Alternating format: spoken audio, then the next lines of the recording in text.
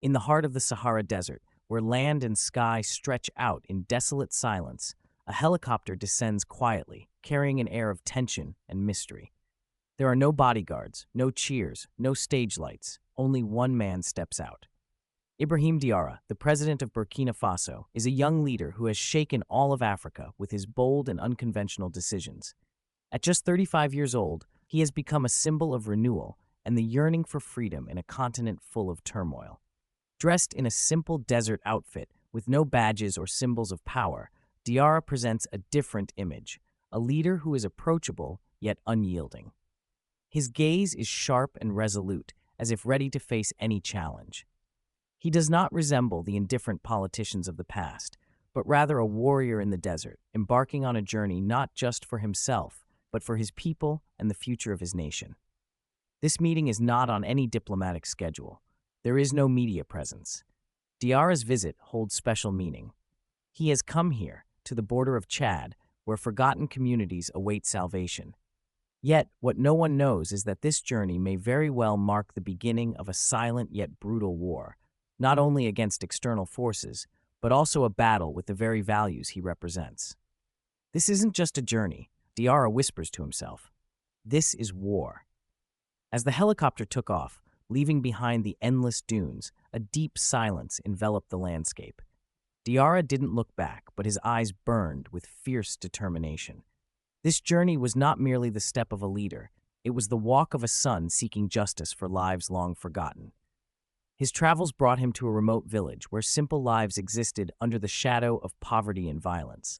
No one would have suspected that this place, where the people's daily concerns centered around survival, was the heart of a much larger, silent, and dangerous conspiracy. Diarra did not come here to give speeches or announce promising policies. He came to listen, to feel what these people had endured. As he stepped onto the dusty earth, the harsh sunlight beat down on his face, but all he felt was resolve. Each step, every handshake, every word of encouragement served a purpose: to build trust, to soothe wounds that had festered for years. Yet not everyone welcomed his presence with warmth. Some remained skeptical, believing that the promises of a youthful government like his were nothing more than pretty words destined to fail. In the very first meeting, something unexpected occurred. A villager, dirt-covered and visibly angry, stepped forward, pointed at Diarra, and spoke out. Was it a warning or a threat? The tension rose higher than ever. The atmosphere grew heavy as the man, his wrinkled face brimming with fury, stared directly at Ibrahim Diarra. All eyes in the crowd turned toward them, and an uncomfortable silence spread like wildfire. Diarra did not respond hastily. He merely stood there, eyes fixed on the man, trying to understand the storm of anger rising before him. It was an emotion he had seen many times, but this time it pierced his spirit. "You can't save us.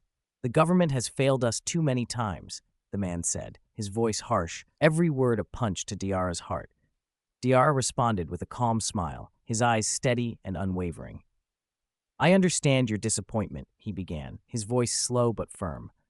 "I, too, have witnessed the hardships and pain you've endured, but we cannot change anything if we wait for someone else to save us. We must rise, together." His words weren't empty promises. They were a challenge, to himself and to those who doubted him. He looked into the eyes of each villager, listening to their stories of suffering and loss. His message wasn't just reassurance. It was an urgent call to rise and change not only through policy, but through will. But the story didn't end there. While the villagers were listening, a strange sound echoed from afar. A car slowly approached the village, catching everyone's attention. Who was arriving at this hour? The car stopped before the crowd, and the air turned tense. The villagers murmured among themselves, eyes fixed on the luxury vehicle, a foreign presence among their cracked, weathered homes. The door opened slowly. A sharply dressed man stepped out, his face expressionless and cold. No one in the village recognized him. Diarra narrowed his eyes. Something about this sudden appearance felt wrong. He watched the man carefully. Was this an opportunity or a trap he hadn't seen coming? Before he could think further, the man walked directly toward him, eyes as sharp as a blade. "You are Ibrahim Diarra?" the man asked, his tone grave. Diarra didn't answer immediately, just gave a slight nod. "I am Diarra. Who are you?" The man smiled, but there was no warmth in it. "I represent an international organization. We've heard about your efforts to bring change, but you must understand, everyone does not welcome such changes. Things can spiral out of control, and men like you may lose more than expected." The words came like a strange warning, stirring a sudden sense of danger. Diarra didn't react immediately, but in his mind, alarms were sounding. Did this organization truly care about the villagers' well-being, or was this just a ploy to manipulate and control? He didn't know. But one thing was certain. Things had just become far more complicated, and he might no longer be alone in this fight. Diarra stood still, doubt consuming his thoughts. The man's words were no idle threat. Diarra could feel a silent force at play, an invisible power pulling strings behind the scenes. A cold shadow of authority loomed over his life. As the man turned and stepped back into the car, Diarra refused to remain silent. He called out, voice unwavering, "Wait! I am not a man who's easily threatened. You and your organization will not manipulate me so easily." The man paused for a second, then smirked slightly without a word.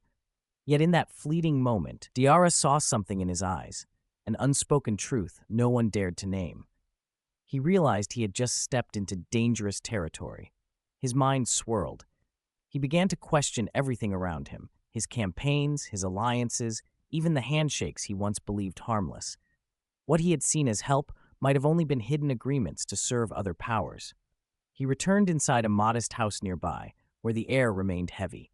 His mother sat at the table, staring into the distance as if she had seen it all coming. Diarra couldn't hide the worry on his face.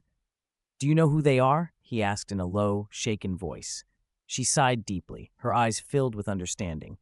"You can't fight this alone, but if you dare to try, there will be a price to pay." Her words struck like a black mark across a once bright canvas. It was clear. Things had already gone too far. There was no turning back.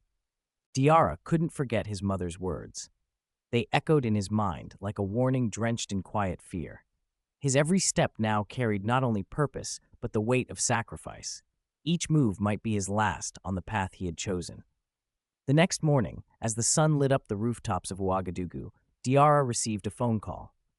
It was from an unknown number, but something told him he had to answer.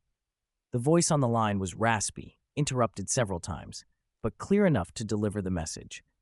"Diarra, you need to leave immediately. They're watching your every move." Without hesitation, he hung up and rushed outside, his eyes scanning the streets. Everything he once trusted now seemed to collapse. People he once called friends suddenly felt like shadows in a story he no longer understood. Before leaving, Diarra went to see his close confidant, Issoufou, the one man he believed shared his ideals. But today, Issoufou's eyes were cold, distant. "You can't go any further, Diarra," he said solemnly.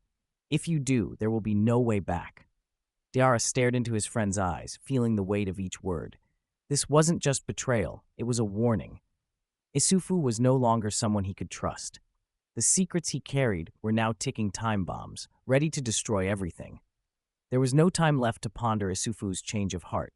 The situation was too urgent. Diarra, his heart in turmoil, acted immediately. Plans, precautions, none of it mattered now. He had to escape the hunt, or he'd never get another chance. He gathered vital documents, evidence that could help him win this battle. But as he stepped outside, something happened he hadn't foreseen. A black, gleaming car was parked just outside. Men in dark suits stepped out, expressionless, ice cold. Their eyes betrayed nothing. Diarra froze. It felt like time had stopped. He realized then, it wasn't just Issoufou. Even the ones he once called allies were now his enemies. Everything he believed in was breaking apart in a ruthless power game. One of the men approached, holding a letter Diarra instantly recognized from an organization he had once tried to expose. "We know everything," the man said coldly. "You can run, Diarra, but you can't hide." The words hit Diarra like a punch to the chest. His life was now at a crossroads, and there was no going back. Diarra stood still, as if the world around him were spinning out of control.